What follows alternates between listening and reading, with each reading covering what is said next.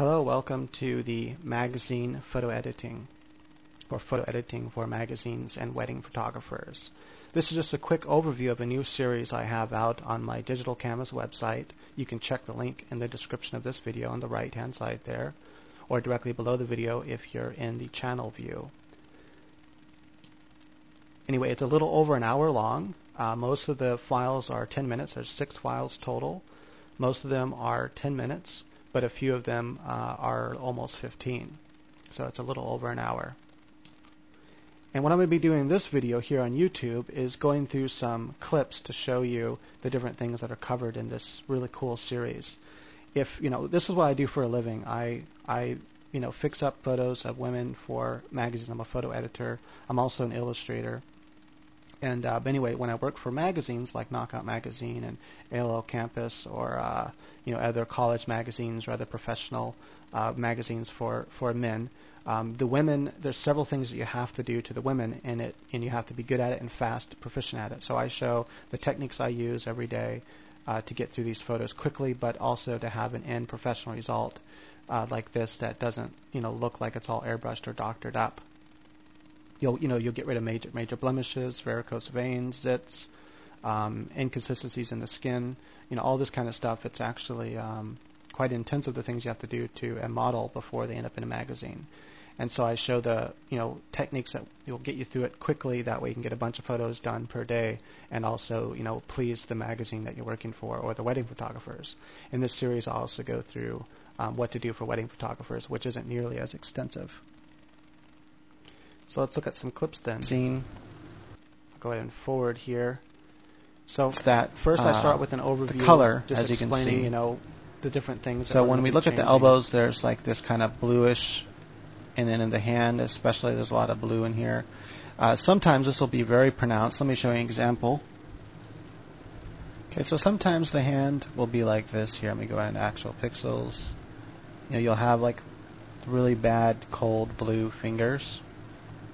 And it's pretty easy to correct, and we'll go through it and show you how to correct it. Right, so then I go ahead and I talk about how I'm forwarding through here now, forwarding through this first part. I talk about how, look at the different things that we're looking at, what we're changing, like getting rid of all the marks on her chest and the inconsistencies in her belly. You can see there are all the patterns on the skin. So we just smooth all that out, patterns on the legs, get rid of varicose veins, zits, all this kind of stuff. And then, let's see, I'm going to go to the part where I start actually working on the photo, showing how to use the healing brush tool. Healing brush tool properties, I'm going to turn the hardness down a bit to about 54. Spacing is, make sure this is pin pressure. That is, you need a Wacom tablet or a tablet in general. It doesn't have to be Wacom, but that's the only brand I recommend. I've tried many brands, and that's the only one I like.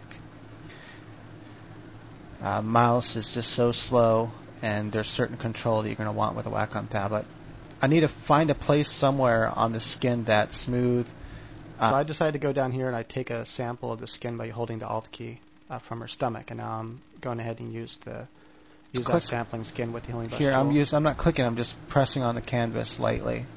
That way I get small lines to get rid of that. I'm going to get rid of some of this discoloration and change in that cheek there. I'm going to get rid of these lines. I'm just lightly touching my canvas. I'm going to call it canvas even though it's a tablet, to get rid of this. And what it's doing is it's sampling the skin down on the belly. And I continue doing that, showing how to get rid of the major parts with the healing brush tool. You don't want to spend too much time doing this though. So you just want to hit all the major things. Now I'll show here how to get rid of veins. About the coloration, I'll fix that later. I do the coloration after I get everything all smoothed out. I'm just getting rid of the veins that kind of stick out a bit. And automatically this kind of gets for technique. Right, so then in part 2 I show this cool smoothing technique that I won't be revealing on this particular video. I reveal it in the download. It's instant download too, so you don't have to wait for something to be shipped to you. You just instantly download it. And so you can see there the dust and scratches. So for those that know Photoshop, then you can know how to do this and using a layer mask and everything. Anyway, so I'm just going to kind of forward through some of this. I wanted to show part here where I'm painting on the stomach. So what's cool about this technique is that you get what the end result you end up with is a perfectly smooth result. But not only is it smooth, you want to leave some of the texture, but what you can't do with freehand airbrushing, this technique does, and that is you don't want to destroy the actual tones that the skin have. No matter how careful and good you are at freehand painting, you're going to destroy the shape a little bit, and this technique makes it where you won't destroy the shape. Smoothing all this, because remember I told you it's an easy, quick way So watch, I'm to smoothing smooth all this the skin out. But notice it's Get rid of staying the exactly as it should. where it's all Whereas if I discoloration. freehand airbrush, that wouldn't And be what's the cool case. about this is, like I said, if I were to freehand airbrush all this, no matter how careful I was, I would lose the original shading, light and shadow, the shape of the person. With this technique here, watch, I'm going to zoom out just a bit. I'm going to turn this off and on. When I use this technique, it's 100% stays the same. I don't lose the structure. And you might See, want it's to view all this where the in light high and shadow is definition supposed to and be. on full screen for It's you to see what it's what perfect. that just showed. If I were to, airbrush all that by hand. Okay, I'm going to go ahead and forward through the rest of this. And I go ahead and show how to get it all nice and smooth. Right, so here's part 3. Okay, so in part 3, I show how to do color correction. So see the elbows right now still have those discoloration. I show how to get a unified color and all that, and I show how to do a quick way, a really cool way to get realistic eye color and teeth color, and also how to intensify the eyes a little bit.